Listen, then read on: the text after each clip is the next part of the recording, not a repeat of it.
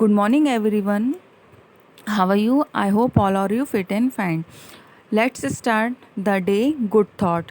Today thoughts.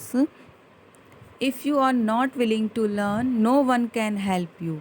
If you are determined to learn, no one can stop you. Means अगर आप सीखने के इच्छुक नहीं हैं तो आपकी कोई भी मदद नहीं कर सकता, लेकिन अगर आप सीखने के लिए इच्छुक हैं मतलब दृढ़ निश्चय हैं तो आपका कोई रास्ता भी नहीं रोक सकता. Okay, now come to the next page. Today we are going to start new chapter number 8, एक निर्मल छाया मदर टेरेसा. आज हम इस वीडियो में आपकी हिंदी पाठ्य पुस्तक का पाठ 8 एक निर्मल छाया मदर टेरेसा के बारे में पढ़ेंगे. तो सबसे पहले आपको ये जानना चाहिए कि मदर टेरेसा कौन थी. आपने मदर टेरेसा का नाम भी सुना होगा. मदर टेरेसा ने अपना पूरा जीवन अनाथ लाचार रोगियों के लिए समर्पित किया. मदर टेरेसा ने अपना देश छोड़कर भारत को अपनी कर्मस्थली बनाया. कर्मस्थली मीन्स कार्य करने का स्थान. ये जीवन भर गरीब लाचारों की सेवा करती रहीं और कैसे इनका जीवन एक निर्मल छाया बना, आइए हम इसके बारे में इस चैप्टर में पढ़ेंगे. इस पाठ का पाठ उद्देश्य है परोपकार का महत्व बताना. परोपकार यानी दूसरों पर जो उपकार करते हैं उन्हें बोलते हैं परोपकार.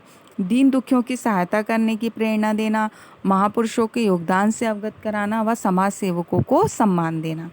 आइए हम इस पाठ को पढ़ेंगे.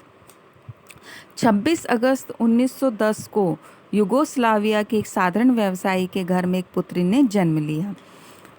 युगोस्लाविया कौन सा देश है? युगोस्लाविया यूरोप का ही एक वहाँ जो यूरोप है, यूरोप का ही एक देश है जहाँ पर 26 अगस्त 1910 को एक साधारण व्यवसायी यानी एक बिजनेसमैन के घर एक पुत्री ने जन्म लिया.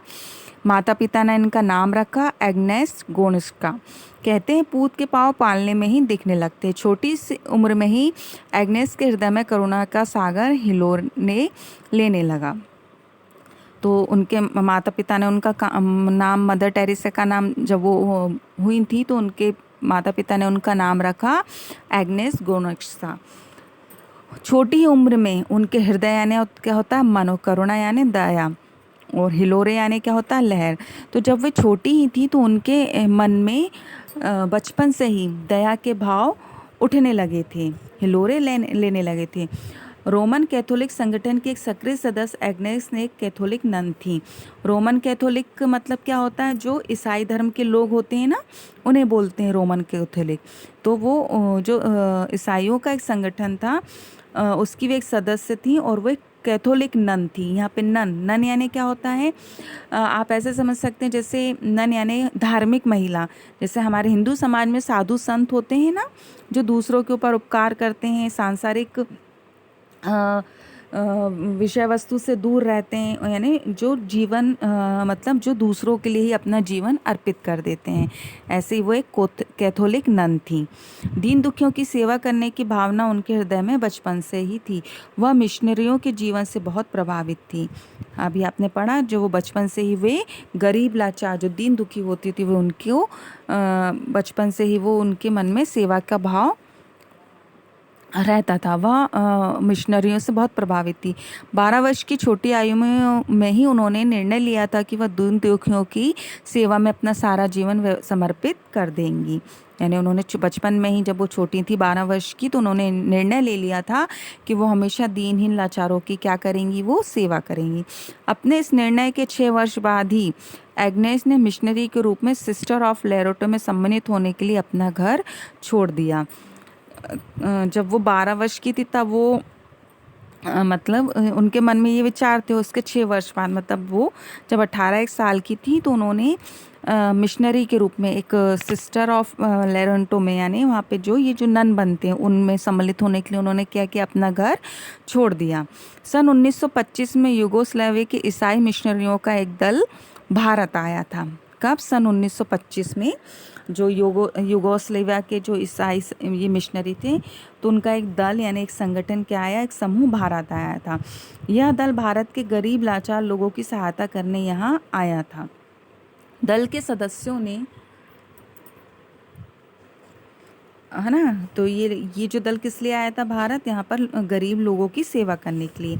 तो दल के सदस्यों ने यहाँ गरीबों को कष्टों को देखा और सहायता के लिए अपने देश एक पत्र भेजा।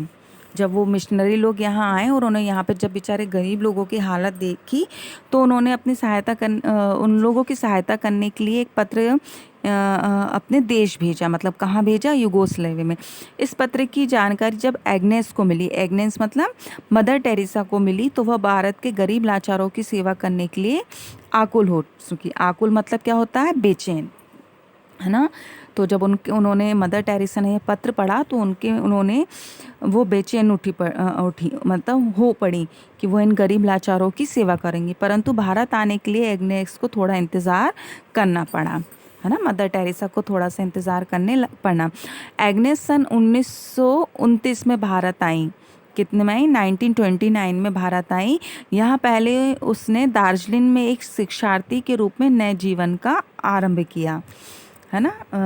आई और शिक्षार्थी के रूप में यानी एक स्टूडेंट के रूप में उन्होंने अपना जीवन आरंभ किया। परंतु जब उसने यहाँ गरीबी रोगियों की दयनीय स्थिति देखी तो उनकी सेवा में ही अपना जीवन समर्पित करने का मन बना लिया। लेकिन जब यहाँ पर उन्होंने बहुत देखा यहाँ बहुत ही गरीब दीनहीन लाचार हैं, तो उन्होंने अपना जीवन का लक्ष्य क्या बनाया कि मुझे अपने जीवन गरीब रोगियों के लिए और दीनहीन लोगों के लिए समर्पित करना है। उसने कलकत्ता मतलब कोलकाता में अपनी कर्मभूमि बनाया। कर्मभूमि का मतलब मैंने बताया ना, अपना कार्य करने का स्थान। तो उन्होंने कलकत्ता को अपनी कर्मभूमि चुना और गरीब लाचार रोगियों की सेवा में वह जुट गई। इस समाज सेवा के लिए एग्नेस ने मिशनरीज की स्थापना की। मिशनरीज मतलब ईसाई संगठन जो होते हैं ना, उसकी स्थापना की। इसके बाद से ही एग्नेस मदर टेरेसा के नाम से पहचाने जाने लगी। जब उनकी ख्याति जब वो दूर दूर तक फैल गई कि वो दीनहीन गरीबों की क्या करती हैं, सहायता करती हैं, तो उनको किस नाम से जाना लगा, मदर टेरेसा। मदर यानी क्या होता है, माँ, है ना। तो मदर टेरेसा के नाम से जाने लगी। मदर टेरेसा का पूरा जीवन अनाथ लाचार रोगियों के लिए समर्पित रहा। उन्होंने भारतीय नागरिकता अपनाई और भारत के दीन दुखियों की सेवा में लग गई। भारतीय नागरिकता का मतलब क्या, जिस देश में आप रहते हो, अगर लंबे समय तक रहने लगते हो तो आपको वहाँ की नागरिकता को अपनाना पड़ता है। तो उन्होंने भी भारतीय नागरिकता को अपनाई और वो दीन दुखियों की सेवा में लग गई। वे सड़क किनारे पड़े लाचार रोगियों को अपनी निर्मल छाया में ले आती। निर्मल यानी स्वच्छ छाया में वे ले आती और उनका कष्ट दूर करने के लिए जी जान में जुड़ जाती। मान लो कोई बीमार है तो उसकी सेवा करना, कोई भूखा है, कोई नहीं है, तो उन्होंने जो ये मिशनरीज़ की स्थापना करी थी वे वहाँ पर ले आती और उनकी वो सेवा करती थी। और सन 1970 तक मदर टेरेसा की ख्याति पूरे संसार में फैल गई। 1917 तक उनकी ख्याति पूरे देश में, है ना, पूरे संसार में फैल गई। सन 1971 में उन्हें विश्व का सर्वोत्तम नोबेल शांति पुरस्कार दिया गया। 1971 में उन्हें नोबेल शांति पुरस्कार दिया गया और समाज सेवा में उनके उल्लेखनीय योगदान के लिए भारत सरकार ने भी उन्हें सन 1980 में सर्वोच्च नागरिक सम्मान भारत रत्न से सम्मानित किया। 5 सितंबर 1997 को कोलकाता में उनका निधन हो गया। उन्हें 1971 में नोबेल का शांति पुरस्कार मिला और उनके जो ये उल्लेखनीय योगदान, जो इनका वो महत्वपूर्ण योगदान था, तो भारत सरकार ने भी, यानी भारत की सरकार ने भी उन्हें कौन सा सर्वोच्च नागरिक सम्मान, सबसे बड़ा हमारे भारत में कौन सा सम्मान होता है, भारत रत्न, तो उन्हें वह दिया गया और 5 सितंबर 1997 को उनका निधन हो गया। तो हमने ये चैप्टर पढ़ा और इस चैप्टर से हमें क्या शिक्षा मिलती है कि हमें दीन दुखियों की सेवा करना चाहिए, है ना। जिस तरह मदर टेरेसा ने अपना पूरा जीवन गरीबों की, लाचारों की, रोगियों की सहायता करने में अपनाया। हम उनके जितना तो नहीं कर सकते, लेकिन अगर हम थोड़ा सा भी अगर करें, गरीबों की सहायता करें, कोई दुखियों की, लाचार है, कोई मुसीबत में है, तो अगर हम उनकी सहायता कर सकते हैं तो हमें ज़रूर करना चाहिए, है ना। क्योंकि भगवान ने भी कहा है कि भगवान किस में बसता है, नर में बसता है ना। कहते हैं ना कि हर इंसान में भगवान का रूप होता है।